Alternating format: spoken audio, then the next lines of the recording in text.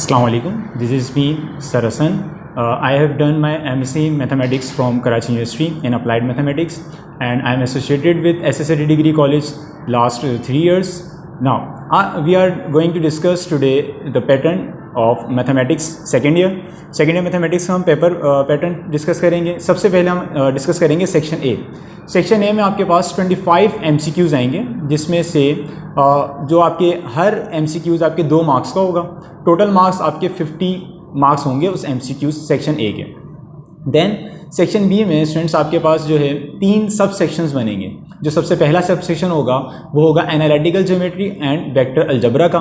उसमें जो chapters use होंगे, चैप्टर से क्वेश्चन आएंगे, वो chapter 2, chapter 3 and chapter 9.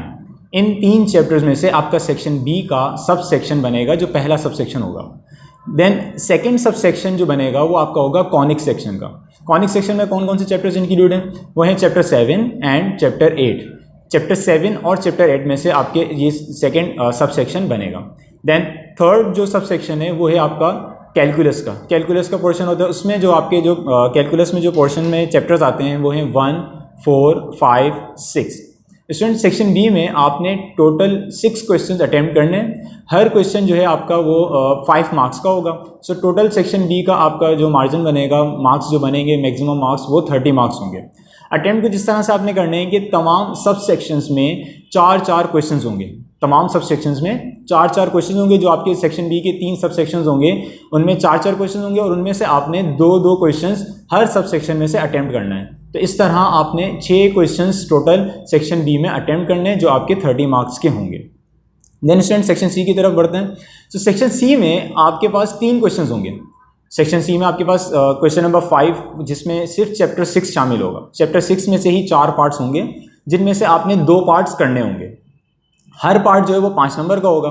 So 5-5 marks के जो 2 पार्ट्स होंगे तो एक क्वेश्चन आपका 10 मार्क्स का बनेगा. देन क्वेश्चन नंबर 6 जो होगा वो according to the model paper question chapter 3 और चैप्टर 8 में से आएगा. देन जो लास्ट क्वेश्चन होगा वो आपके पास चैप्टर 5 और चैप्टर 8 में से होगा. ठीक है स्टूडेंट्स, ये तो आपका हो गया पेपर पैटर्न. इस पेपर पैटर्न इस चैप्टर्स के अकॉर्डिंगली आपका पेपर बनेगा. देन अब स्टूडेंट्स अब हम इस पर आते हैं कि इसकी टाइम मैनेजमेंट क्या होगी. हमने टाइम किस तरह से मैनेज करना है. हमें जो टोटल टाइम 2 आवर्स का मिलेगा, हमने उसको किस तरह से मैनेज करके अपना पेपर एफिशिएंटली पूरा करना है.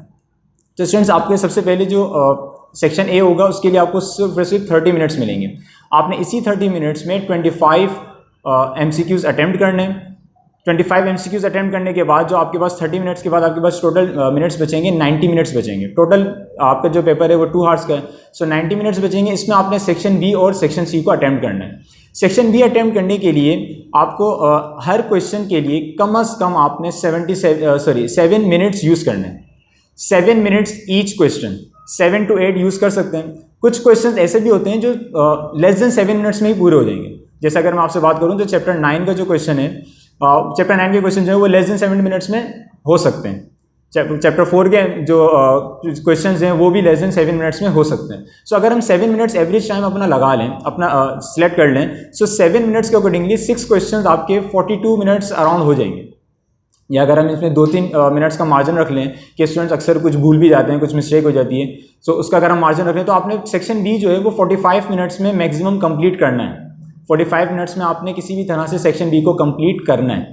देन जो आपके पास 45 मिनट्स बचेंगे, सेक्शन सी पर आएंगे आप. तो सेक्शन सी में आपके पास टोटल आपने 4 क्वेश्चन अटेम्प्ट करने हैं.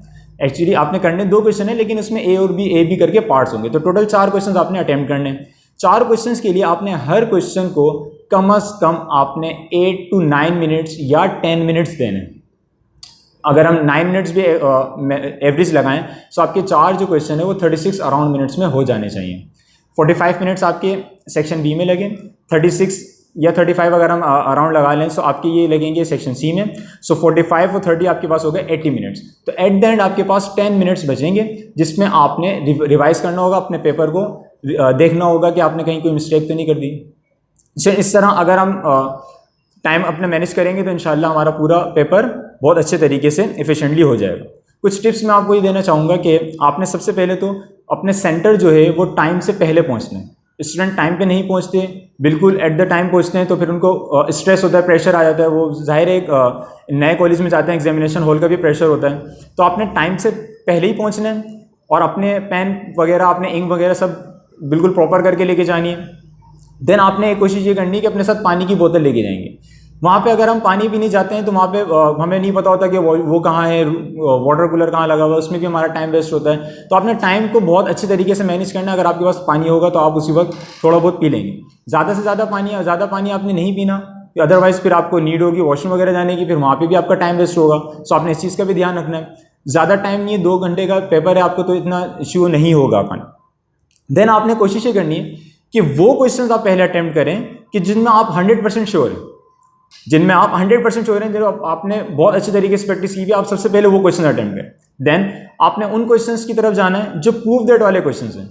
प्रूव दैट वाले क्वेश्चंस में आपके पास ये एज होता है कि आपको अंदाजा हो जाता है कि आपने उसी वक्त आपको पता लग जाता है कि आपने क्वेश्चन सही किया है या नहीं, क्योंकि उसी में क्वेश्चन में आपके आंसर होते हैं। तो आपको अंदाजा हो जाता है कि आपने सही पेपर किया, सही क्वेश्चन अटेम्प्ट किया है या नहीं। इससे ये होगा कि जब आप वो क्वेश्चन अटेम्प्ट करोगे कि जो आपको 100% श्योर हैं, या प्रूफ दैट वाले क्वेश्चन आप अटेम्प्ट करेंगे, तो आपको कॉन्फिडेंस मिलेगा। तो आप नेक्स्ट क्वेश्चन में भी आप अच्छे तरीके से उसको अटेम्प्ट कर सकेंगे। सेक्शन ए के लिए ये मैं आपको टिप्स दूंगा कि आपने पहले वो MCQs अटेम्प्ट करने हैं जो मीन्स जिसमें सॉल्यूशन की ज़रूरत नहीं है। जैसे आपसे कोई फार्मूला पूछ लिया गया, कोई डेरिवेटिव का फार्मूला पूछ लिया गया, कोई इंटीग्रेशन का फार्मूला पूछ लिया गया, कोई कंडीशन पूछ ली गई। जैसे चैप्टर 9 में एक कंडीशन होती है कि 2 वेक्टर्स अगर परपेंडिकुलर हैं तो वो उनका डॉट प्रोडक्ट किसके बराबर होगा, 0 के बराबर होगा, less than 0, greater than 0 and so on. इस तरह की कंडीशन चैप्टर 5 में कंडीशन है कि फर्स्ट ऑर्डर डेरिवेटिव 0 के बराबर लेना होता है एक्सट्रीम वैल्यूज के लिए। सेकंड ऑर्डर डेरिवेटिव का आंसर अगर ग्रेटर देन 0 आ जाए तो फंक्शन मिनिमम होता है। इस तरह की जो कंडीशंस होती हैं जिनमें सॉल्यूशन की जरूरत नहीं होती है, पहले आप वो MCQs अटेम्प्ट करें ताकि आपके पास टाइम बच सके उन MCQs के लिए या उन क्वेश्चंस के लिए जिनमें सिंप्लीफिकेशन की नीड है।